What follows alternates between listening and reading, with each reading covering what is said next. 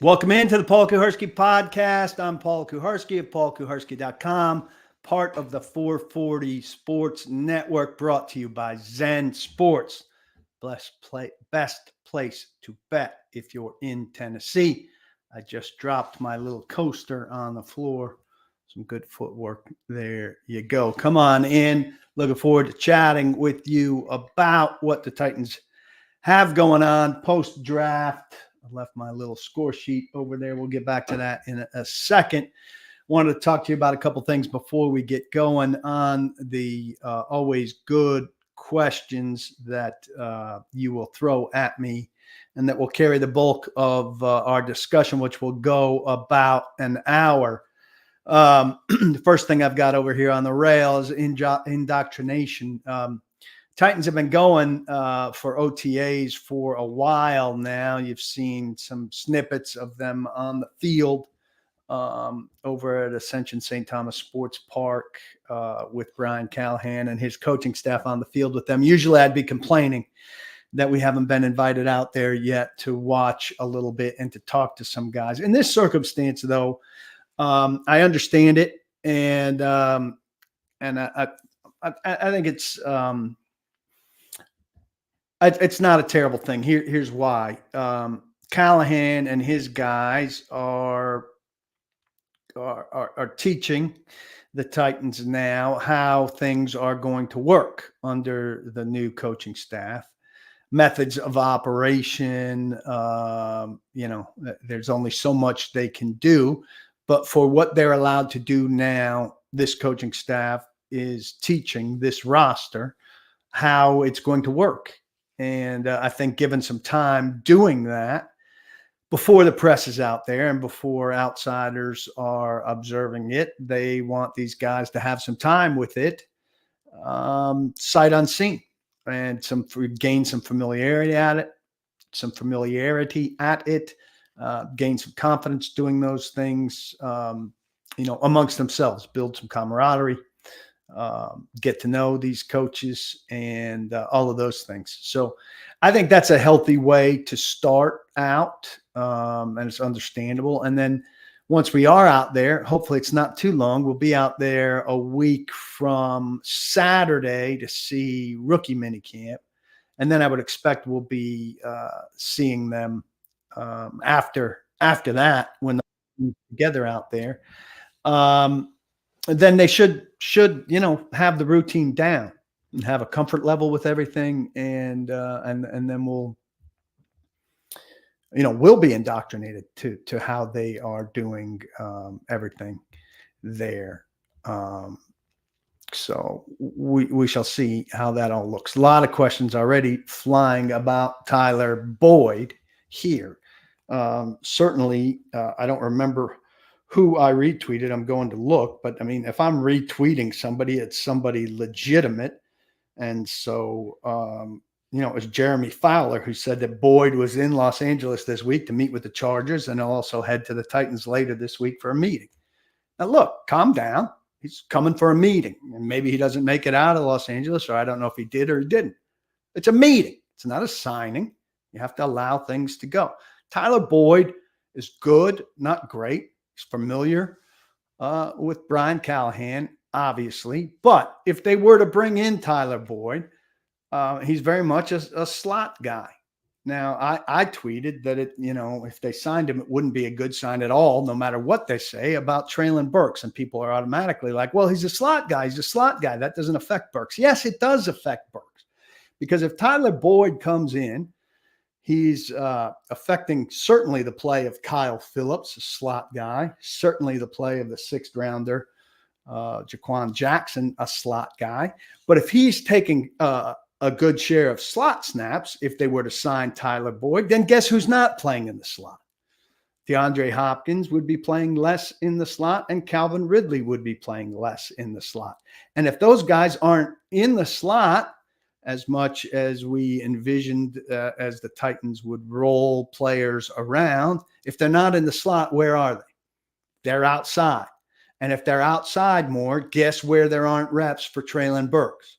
Correct, outside. So I don't want to hear from people who are telling me that that if they signed Tyler Boyd, it wouldn't have an impact on Treylon Burks. Of course it would. Fewer slot snaps mean that Hopkins and Ridley stay outside more. And if they stay outside more, there are fewer outside snaps for Treylon Burks. So if Tyler Boyd came in, he would be at the head of the line at slot, and it would be fewer reps for everybody outside of Hopkins and Burks and Boyd. Would it upgrade the receiving core? Yes. Everybody else gets knocked down a peg. And everybody else are a lot of unproven and unreliable guys, starting with Phillips and Burks and the 6th round draft pick. So that's a good thing if Boyd, lives up to what they would want to see from him, and his price. Now, I'm more concerned right now, I think, with safety, where I want them to sign Justin Simmons or Marcus May or Condre Diggs.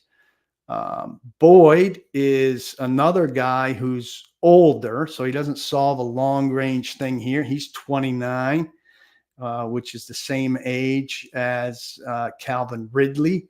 And then we know that Hopkins, I think, is 31. Boyd last year played 13 of 17 games.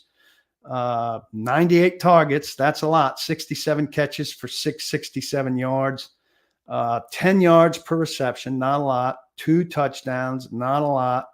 He's not a big touchdown guy. He had 7 back in 2018, but he's left that dirty work to Jamar Chase and T. Higgins. He's had 5 in 2019, 5 in 2021, 5 in 2022, 2 last year. 28 first downs last year was his lowest since his rookie year. Success rate of 46.9 last year. That's not great. Yards per target last year, season low, 6.8. And but he's not your quintessential slot in terms of size. He's 6'2", 203, which is bigger. He's not exceptionally fast by any means. So the Titans would have a mix of slot guys. We know that their newest guy is very fast out of the slot.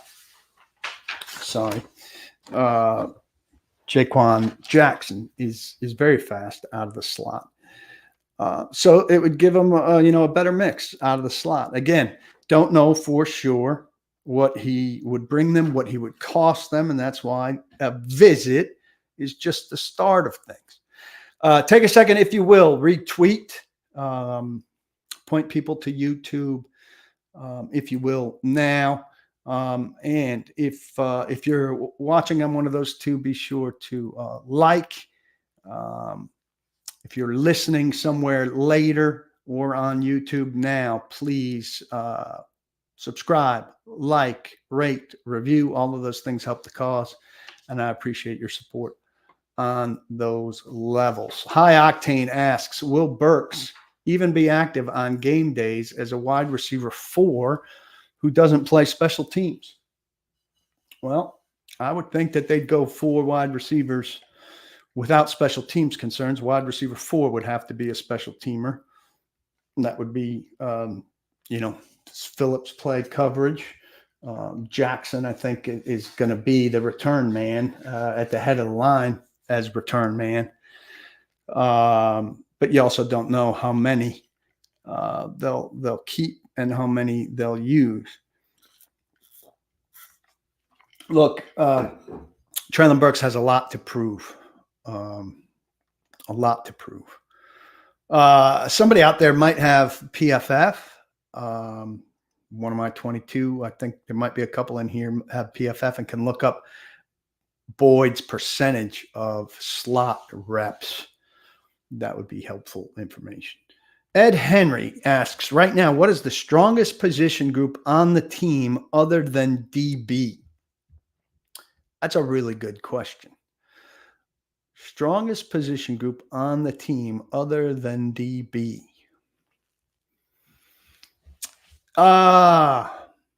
Nothing leaps out. I will say that.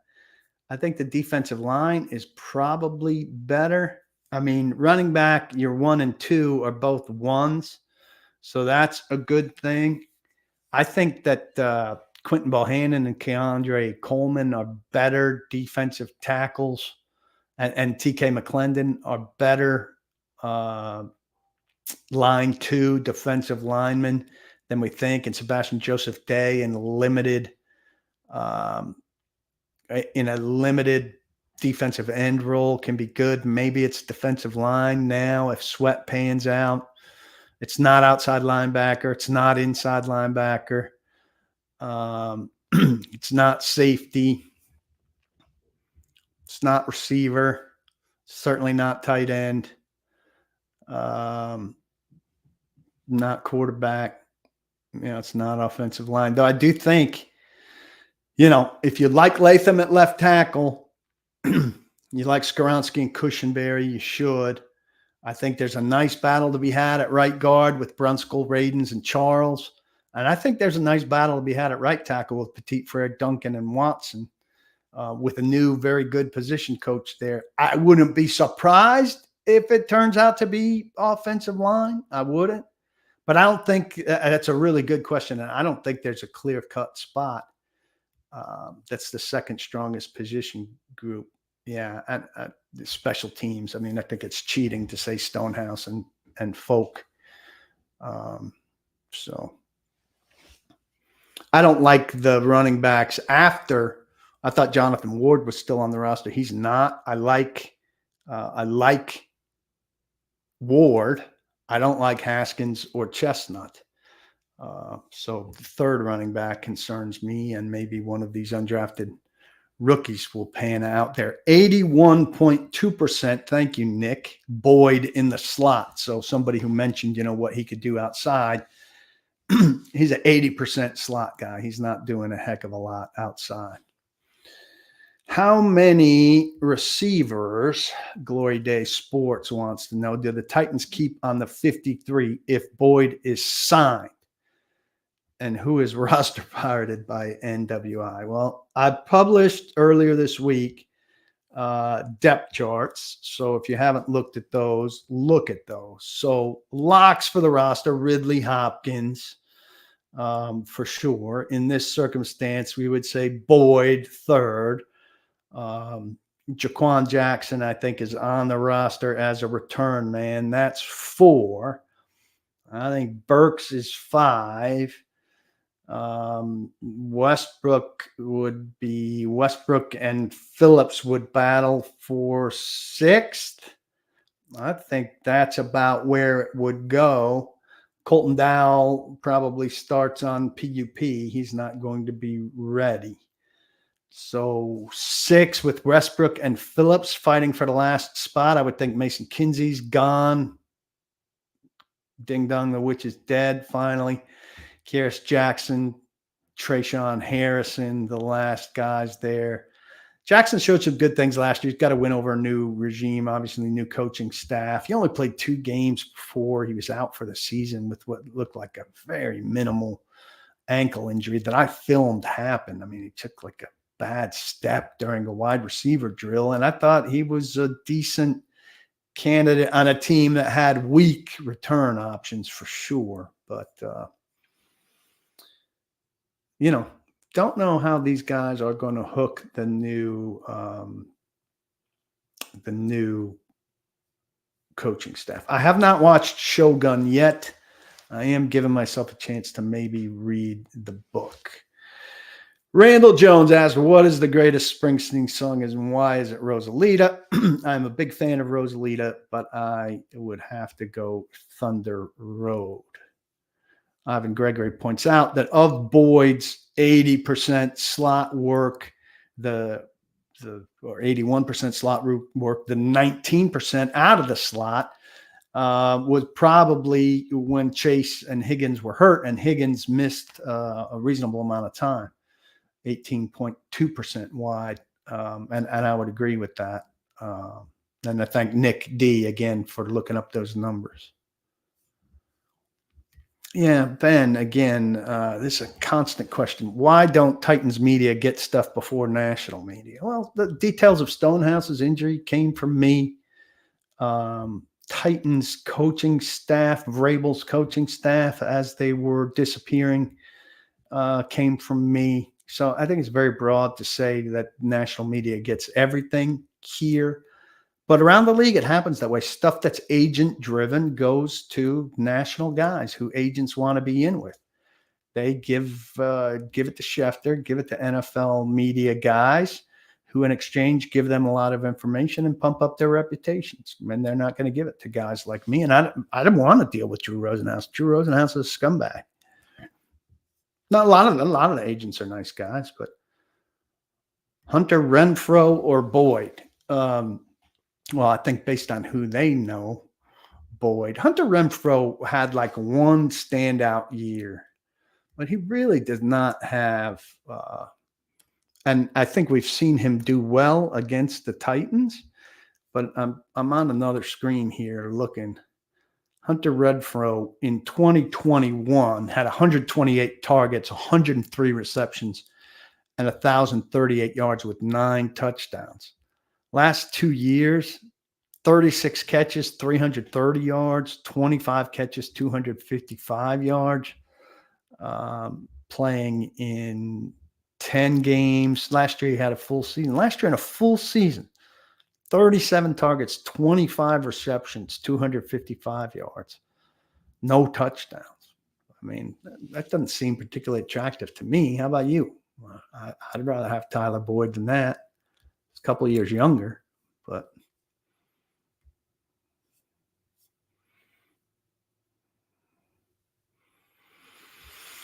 Trey, always here. Always appreciate you, Trey. What positions aside from safety and edge could you see them addressing in free agency? O-line still. Just Pete is one for sure that could help. Now, look, he's being sold by at least one guy in town as like the left tackle savior. Andres Pete is a left guard, who played reasonably good left tackle last year.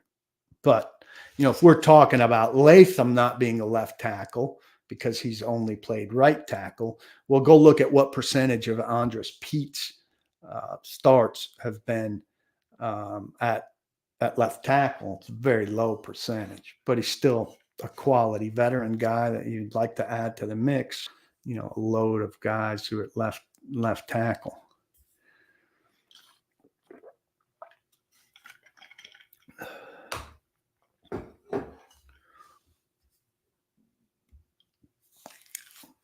And Tony can't be serious here in asking why did they decline Caleb Farley's 5th year. They might decline his 4th year as well, depending on what he does in training camp.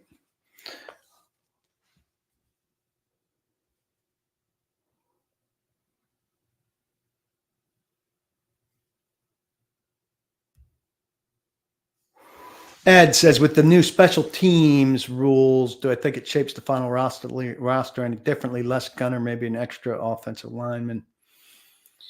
Maybe. I think, maybe less gunner and an extra linebacker. This green dot thing, Josh is asking. I think Gray could wear the green dot as a rookie. I don't see why not. Or a more experienced guy to start off the season. I mean, if it's a more experienced guy, it's got to be Amani Hooker. It can't be Kenneth Murray, I don't think. So we shall see. But, I think it's being a little bit overblown. Jerry Grannon says, injuries will occur more often with aging players and a high-powered pass offense. I'm fine with having 4 good receiver options for the young quarterback on his cheap rookie deal. Well, certainly. I mean, you want as many good receiving options as you can get, factoring in injuries, factoring in everything, factoring in Levis needing any quarterback needs as many good receiving options as possible. Look, I'm of the theory, I'm not alone. You got to keep Nick Westbrook-Akine off of being wide receiver 2 or 3. And it seems inevitable that he winds up in that position. I think you got to keep him out of that position. One way to keep him out of that position is to just not have him around as a possibility, but I understand having him around as a possibility. any idea what they're going to do with Farley. They're going to have Farley in camp. They're going to give him a chance to win a spot. The spot he could win now would be behind a Woozy, Snead, McCreary, and Brownlee. Can he win the 5th spot? It cost them just as much cut as he cost them on the roster. Ideally, he'd win that 5th spot. But if he can't, and he's shown no indication before he was hurt, before his father was unfortunately killed, and he had to deal with a significant life issue, showed no indication that he was catching on to things. He hasn't really worked with Chris Harris yet. Practiced only a little bit at the end. I think he was in a lot of meetings last year. Does a light bulb come on for him? That'd be great. If it doesn't, if he can't beat out Trey Avery or Eric Garrar, then he's not. Yes, Robert's asking if Drew Rosenhaus represents Latham, and he does.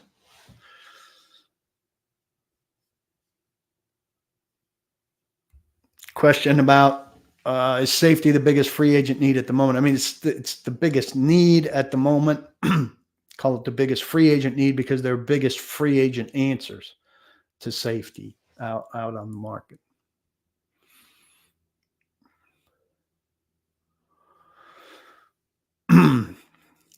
Unction wants to know when the groundbreaking of the Paul Kuharsky Presidential Library is in Canton. Well, I'm not going to be president, so it's not going to be a presidential library, but my papers are in Jackson, New Jersey, much to the chagrin of my family.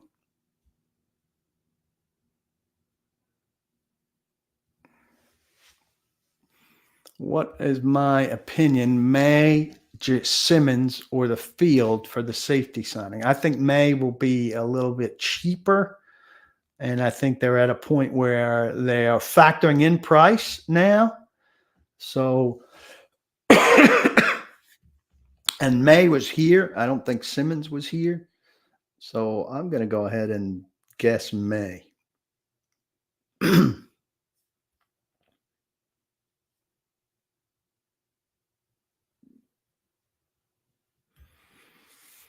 Ivan, do I think we should buy the thought that Latham will have no issue moving to the left side? Ivan thought he was the best offensive tackle in the draft, but he's worried he can't play left. Yeah, look, I mean, we all wanted an offensive line coach like Bill Callahan. Bill Callahan's done it with Jedrick Wills and Tyron Smith. I don't see why Bill Callahan wouldn't get the benefit of the doubt on this. He looked at these offensive tackles. He liked Latham reportedly the best, at least the second best behind Alt. So I'm going to trust him to get it done. I don't like the carefree thing of, well, if he can't play left, then we've got a great right tackle, and you need at least one great tackle, and not differentiating right from left and saying the better pass rushers rush from the right tackle side. That's great. It doesn't account for the blind side enough in my eyes. And I think the blind side is still a very important factor for a quarterback like Will Levis. Ed says he's surprised that Rand was quick to answer the green dot question. Would have thought that's an answer for the head coach to speak to. I think the head coach has spoken to it, and Rand is saying what the head coach has said.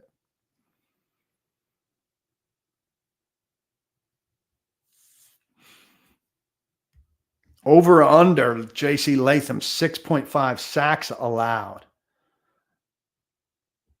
Do I think he's closer to Anton Harrison, who allowed 5, or Darnell Wright or Paris Johnson, who allowed 7 and 8? I'd be disappointed if J.C. Latham allows 6.5 sacks. I'm going under. J.C. Latham working under Bill Callahan and getting help when appropriate should be better than that.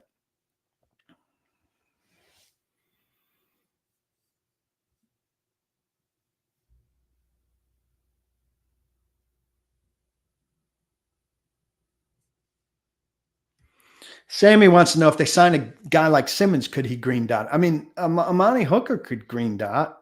Rand said that Hooker had on one of his radio appearances. He said Hooker had called in to check into how he could earn that green dot. The thing is that Hooker's not been consistently on the field and been hurt, so that's a little bit of a concern. Jacqueline wants to know why we never hear from Dad Callahan and Precious. Staff hasn't been in place for a long time. We haven't heard from assistant coaches yet outside of the coordinators. It's still early for that. We will hear from him. Just hasn't been the case yet. Backup center on the current roster, Mark wants to know, would be Brunskill, I would think.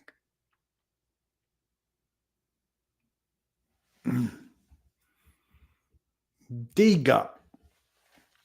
A lot of issues with the draft picks. I don't know about that.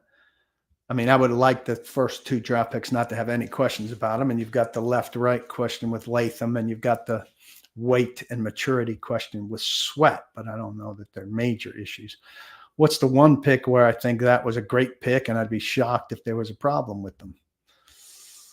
Well, I mean, I think you've got a little bit of a question with everybody. Jarvis Brownlee, I'd say.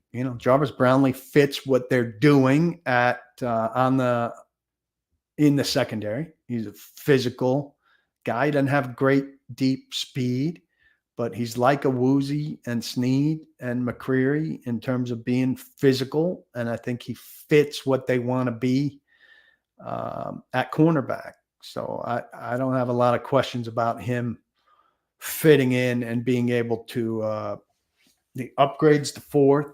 So if they suffer an injury, he should be able to come in and fill in for any of those top 3 guys.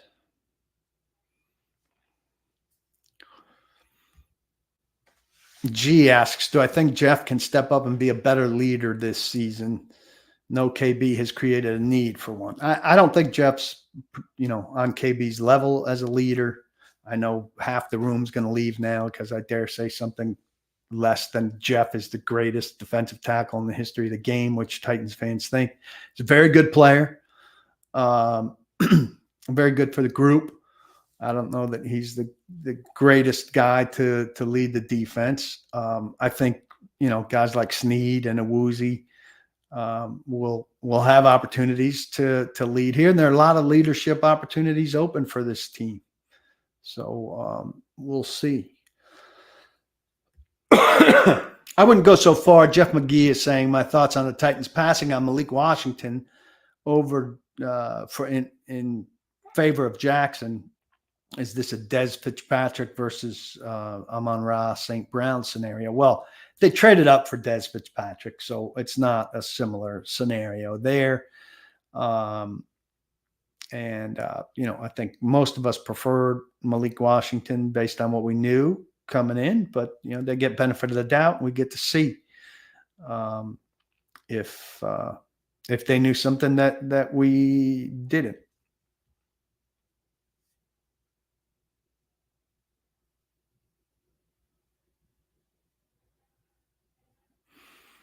Jerry Grannon wants to tell people negative reaction to Sweat should be discussed with fans. Look up the last 8 defensive players to win the Outland Trophy and then come back. Outland Trophy goes to the best lineman, offensive or defensive. It's very prestigious. Sweat won it. Look, Sweat needs to lose weight. I've always got a concern with a guy that needs to lose weight, needs to get from 366, ideally to 350, 355. It's going to be something that, hopefully they're not tracking constantly, not have to get on his ass about constantly. Brian Callahan made it clear that they talked to him before they drafted him, when they visited his family, about the financial consequences of not meeting weight. He's a real character of a guy. And he's more than a 2-down run stuffer for sure. He and Simmons together should be a real force and take some of the pressure off of the edge rushers that we're talking about, where the Titans are insufficient. But we got to see what he does. Marlon Davidson, I was told by the people in the old regime didn't cut it. So it doesn't matter if he enjoyed his time in Tennessee or not.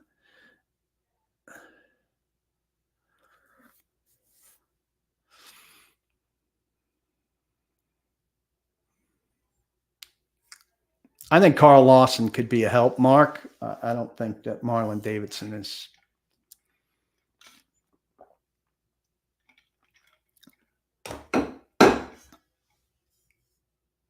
Jeff Simmons doesn't take criticism well, Trey. He's sour anytime anybody questions him, the defense, or the team. And being part of a good leader is being able to understand that there are going to be questions. And Jeff Simmons hasn't played to his standard the last 2 years when injuries have interfered. You get that big money question and the standards go up, and you got to stand up to some of those questions. And you can't wave your paw and be dismissive anytime anybody dares to ask about you living up to the standard that you've set for yourself.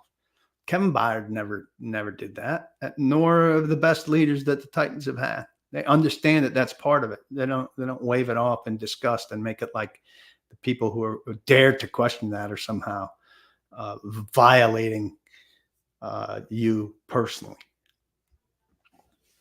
PBK. Team drafted an aggressive slot corner and signed another priority. I love the priority undrafted free agent slot corner. Should Roger be concerned? I mean, Roger's got to compete. Wilson speaks a lot about physicality from that position. I think Roger's capable of being physical.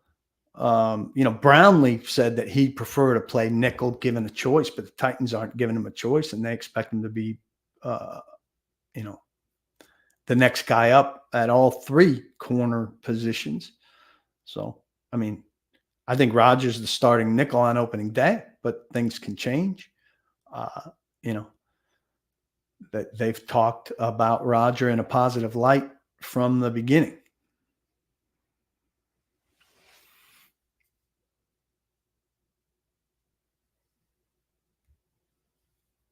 Sweat played as big as 380 during his time at Texas. He's been 366. He ran that 40 at 366 at the combine.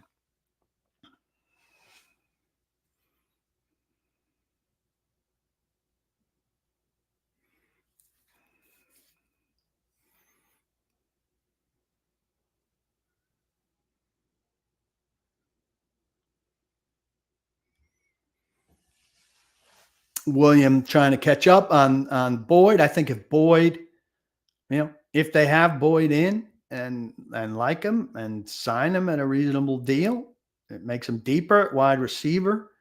He played 80% slot last year, and he's, he would take away certainly opportunities from Phillips, from Jackson, their new 6th round pick. And then he would take away opportunities for Hopkins and Burks. Take away opportunities from Hopkins and Ridley to play inside, which would take away opportunities for Burks to play outside. So, the more good receivers they could have, the better. If Callahan likes Boyd and likes what Boyd brings to the table at this stage, I'd be all for it. He's 6'2", a little bigger than most of the guys who are in the slot these days. He's a big slot, so to speak. He's not super fast. So I think, he wouldn't be the only guy they used in the slot, but it certainly would change things. Let me tell you a little bit about my sponsor here, Zen Sports. Go download the Zen Sports app. If you're in Tennessee, it's the place to bet. Lots going on now. NHL playoffs, NBA playoffs, Champions League, EPL finishing up. And if you use code TNPaul, bet as little as $10 and you get a free membership to paulkuharsky.com for 1 year, which is a great deal if you're not already a member. I don't know how you're not already a member when you see the great content that we have at the site, but they will hook you up so you can sign up. They'll get you in no time, and you can make a much bigger wager than $10 because your first wager is no danger. So bet up to $1,000 on something that's plus 500 or less, and it's risk-free. You're either winning your bet or they're refunding you within 24 hours the price of that first bet. So you bet $1,000, you win, you've got stakes there in your account that should last you a good while unless you go crazy. And if you lose, you get refunded that money and no sweat off your back. So check it out. Zen Sports. I'll put it right side up there for those of you who are watching. Get the Zen Sports app, use code TNPaul, and they'll take it from there. They treat me really well. I hope you'll treat them really well. Good to see so many of you in here.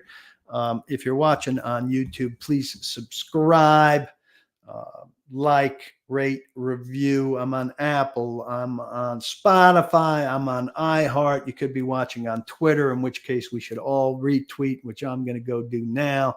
Quality conversation going on. Nice to have so many of you here. Appreciate your interest in the whole deal and enjoy the quality conversation. Let's get back to it and let's see what's on your mind.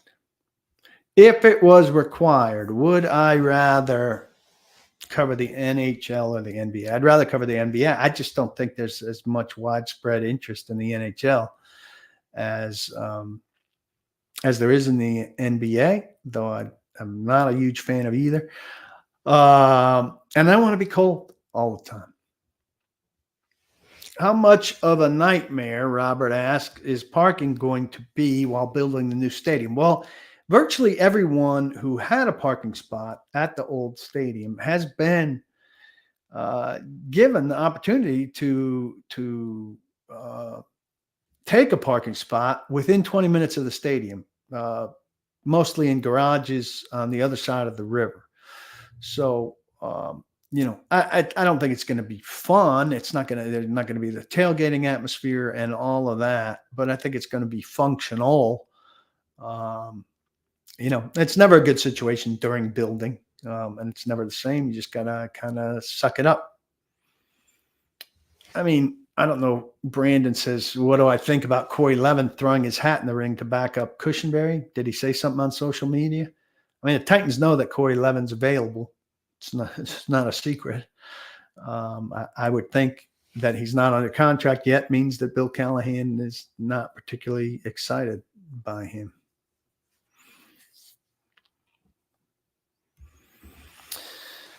Trey, I mean, if I was about to come on board full time at 102.5, you'd probably know about it.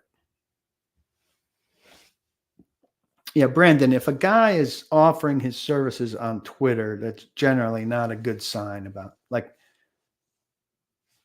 the Titans are aware of Corey Levin's availability. They're aware of the availability of everybody who's not under contract.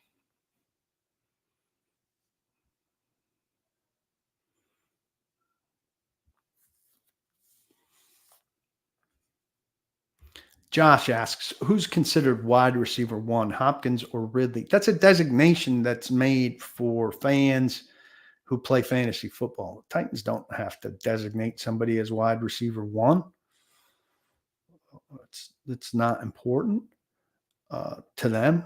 So they've got, two good receivers at the top of their depth chart who are going to be their two starters if they only have two on the field.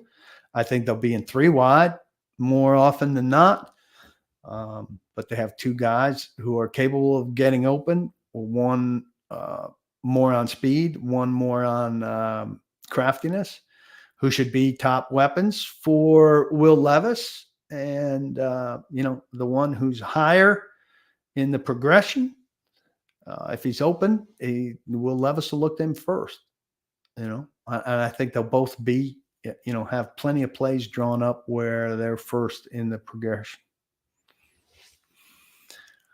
Do I see DeAndre Hopkins getting an extension? Not before the season plays out. Guys who are in their 30s at wide receiver drop off dramatically at times, and the Titans need to see what he does this year before deciding what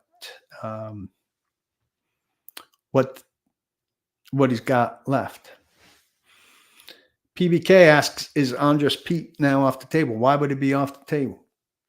Again, though, I'm going to tell you, he's not a left tackle by trade. He did a nice job at left tackle last year for the Saints, but he's a left guard by nature.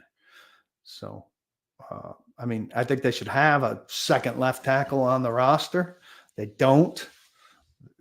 Maybe they look at one of the guys who's in the right tackle competition and see him as a viable second left tackle or a viable left tackle if Latham can't make the transition.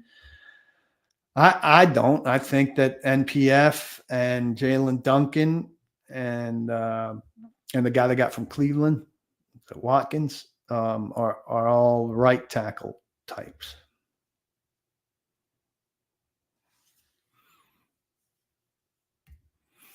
Shane says, does it not seem like Rand is in over his head? I'm just not optimistic about this season. Is Will Levis being great our best hope for a big season? Well, yeah, most teams on the rebuild who are rebounding from bad season and inserting a new coach need their quarterback to be good in order for their team to be good. So I don't think that's like a big stretch, like, oh my God, the Titans need their quarterback to be good in order to be good. Who good without with a crappy quarterback? But I don't know what suggests that Rand's over his head. I still need to see more from him to know that he's, a good or great general manager. But on Latham, again, that's Bill Callahan's guy. I was very excited that they got Bill Callahan. He's a significantly better offensive line coach than Keith Carter was, certainly than Haas was last year. And so let's see what he could do with his guy. They only had so many draft choices to use to fill a roster that had a lot of holes that weren't created by Rand Carthon's bad drafting. And so we have to wait and see. But I'm not ready to say he's in over his head. I would think Thomas Odukoya would have Glory Day Sports asking about his chance to be tight end 3. I mean, they're going to have some tight ends here on the undrafted rookie slot and slots, and maybe find somebody on the free agent market. But I would think that Thomas O will have a chance to make the roster, his best chance yet, for sure. I haven't looked at a lot of Zay Jones questions. I haven't looked that closely at Zay Jones. But, I mean, they're not having Zay Jones in for a visit. So do I think Boyd is a better fit for them? Well, I think they're more interested in Boyd. They're having Boyd in for a visit. They know Boyd. Zay Jones, 64 targets, 34 catches, 321 yards last year with a 9.4 average and 2 touchdowns. That wasn't much for the Jags. The year before, 121 targets, 82 catches, 823 yards, 10 average, and 5 catches. I'd like that season. But something went south in Jacksonville last year. But overall, he's not had a terrific career. Trying to get it to see like a 16-game average. But based on Callahan's experience with Boyd, I'd probably be more excited about Boyd, and you should be more excited about Boyd. Zay Jones also 29, so the age is the same. And why harp on Zay Jones when they're having a visit with Boyd? Boyd's the guy to contemplate right now because they're having Boyd in.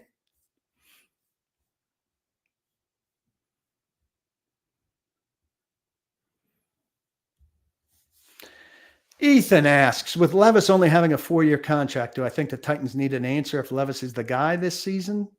Or is it something that may be answered next season? Well, I mean, you'd like to know as soon as you can. But I think they'll have a pretty good feeling one way or the other after this season. You know, is he going to be one of the best quarterbacks in the league? I don't think so. You know, if he's a disaster this year, it could set them on a course where they've got to look for a quarterback next year. I suspect he'll be more middle to, you know, maybe like the 10th best quarterback in the league. If he can be the 10th best quarterback in the league, 10 or 12, you can move forward with that. I think that the Titans have Jeremy Whitson is asking, do I think the Titans have a better overall roster than the Jags and Colts? I don't think they have a better roster than the Jags. I think that, that they're not that difficult. They're not that different than the Colts. I think they should be able to hang with the Colts. I mean, it comes down to Richardson, right? Is Richardson substantially different or better than Levis? I'm not a big Richardson guy, but I wasn't a big Levis guy either. JP's settle down. It's not confirmed. Boyd is having a meeting with the Titans. It's out of hand. A meeting. Reportedly having a meeting if he makes it out of Los Angeles. Unreasonable. So it's unreasonable.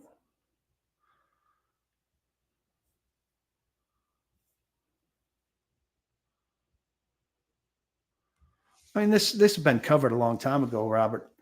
He's still kind of shocked the Browns willingly let Callahan walk to the Titans. They definitely did us a favor there.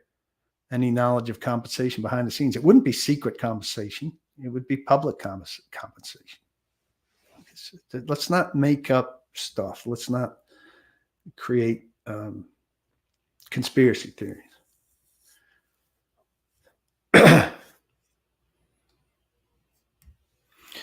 Steve says, not a popular opinion, but I think Burks is being criticized for things he couldn't control. Concussions, one of which was a cheap shot, playing with the worst offensive line that couldn't give the quarterback time to throw, and playing on a run-heavy team.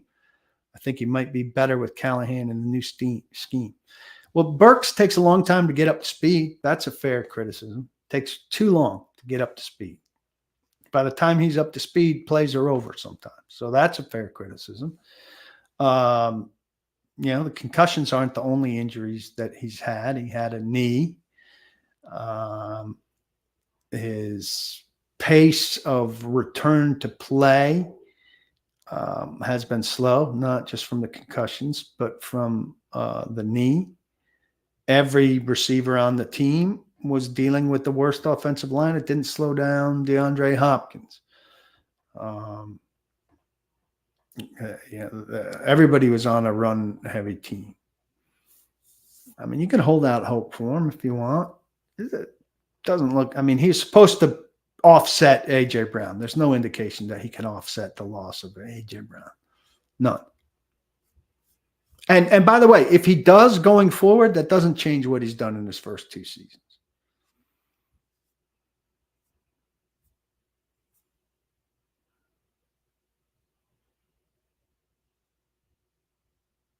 Landing in Nashville, G, is for a meeting. He's not on the roster.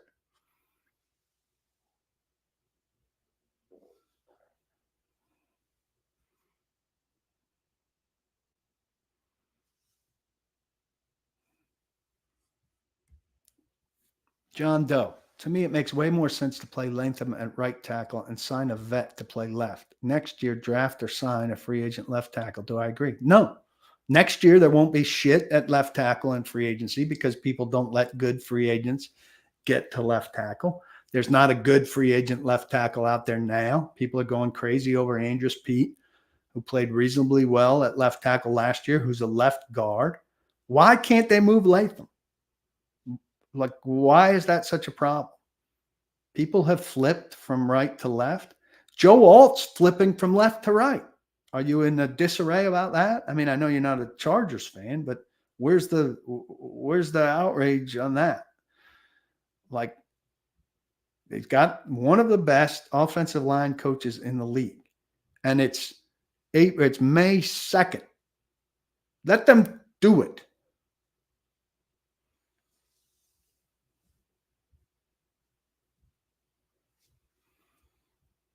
Gee, this is the last time I'm talking to you. I said, if he gets out of LA, then he'll come here for a meeting. And now he's coming here for a meeting. That doesn't mean they're signing him. There's a lot of gaps in May between coming for a meeting and signing. Money, for starter. He probably thinks he's worth a lot more money than the Titans think he's worth. You just have to wait and see what happens. If you can't wait and see what happens, then I don't know what to tell you. But in here, we're not going to go crazy like he's signing until we hear that he's signing. Because in here, we're reasonable people. If you need to be somewhere where you're acting like he's signed, you can go places. But this isn't that place. Oh, don't give me Chelsea scores. Don't give me Chelsea scores. Take that down.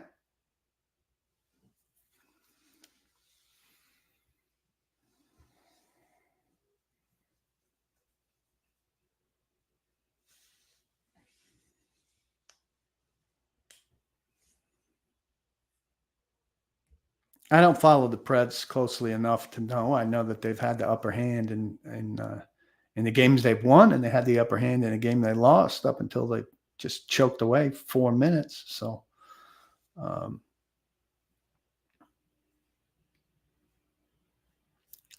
I'd like to see them do good things.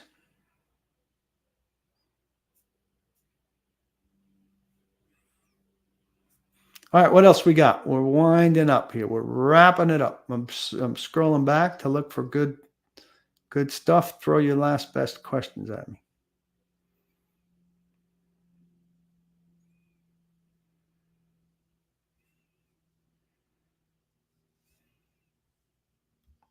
I mean, where did that go? What do I think players on the team would say is the biggest difference between Levis and Tannehill? Well, Levis is a more outgoing, bouncy personality. He's got a better arm and a quicker release. I mean, you don't need to be a rocket scientist to see some obvious differences in the things. He's got younger legs. You know, Tannehill was starting to fade.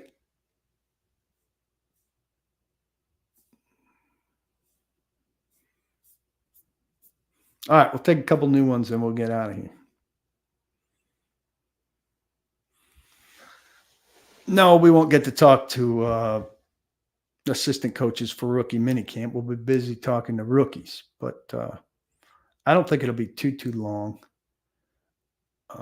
before we get a chance to talk to assistant coaches. What would be great is if we got like one assistant coach each time, you know, instead of all the assistant coaches at the same time.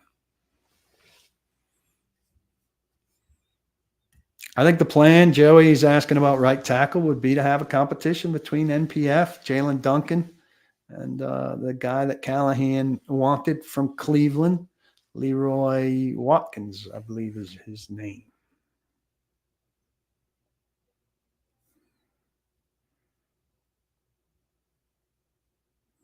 B. French is throwing out $7 million a year for Boyd. I don't think he's getting $7 million a year from the Titans.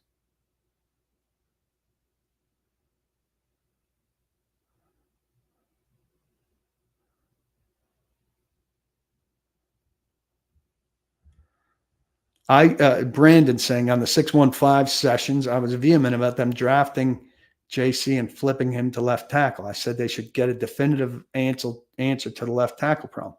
I want them to get a definitive answer to the left tackle problem.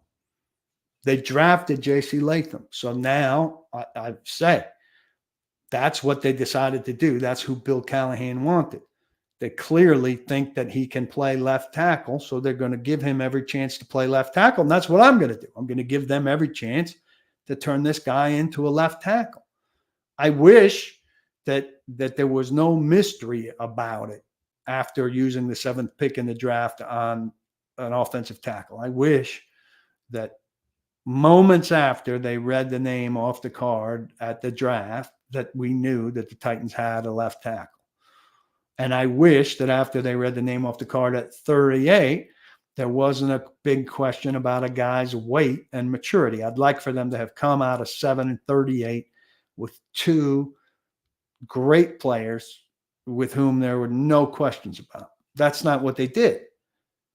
But based on what they did, Latham should be their left tackle. I don't think it should be a federal issue to move him over there. And I hope that they know what they're doing and that Sweat's weight isn't going to be a big issue. I did not say on 615 sessions that they absolutely should not have taken Latham. I said I would have been okay if they took a Dunze and Patrick Paul at 7 and 38, which I think would have been a reasonable alternate scenario.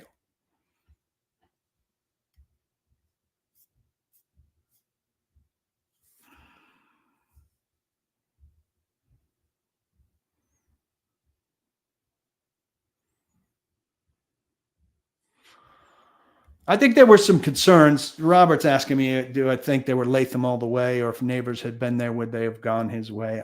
I think they're probably leaning Latham. And I think there was some stuff about Neighbors that might have helped make that a more an easier decision for them. That clearly wasn't an issue for the Giants, but may be an issue for the Giants. He was a guy that was going to need a lot of maintenance. Alan, 615 sessions was fun, but I can't give away all my material for Buck. Give him all the ratings. I got a nice crowd in here, and I appreciate that, and I need you guys in here. And it looks like we're kind of petering out question-wise. So I'll remind you, please, to hit up Zen Sports. Get yourself a free membership if you don't have one, which you should. I appreciate that. I appreciate you. I will urge you, don't block the box, but be sure to lock the locks. Read everything at paulkuharsky.com. Great draft review from Mike Herndon this week. I'm going to write about right tackle tomorrow. Lots of good stuff on there this week. Don't miss it. Ethan Jordan said he'll never leave me. I hope the rest of you feel the same. I appreciate you all. Have a great weekend. Be well. Cheers.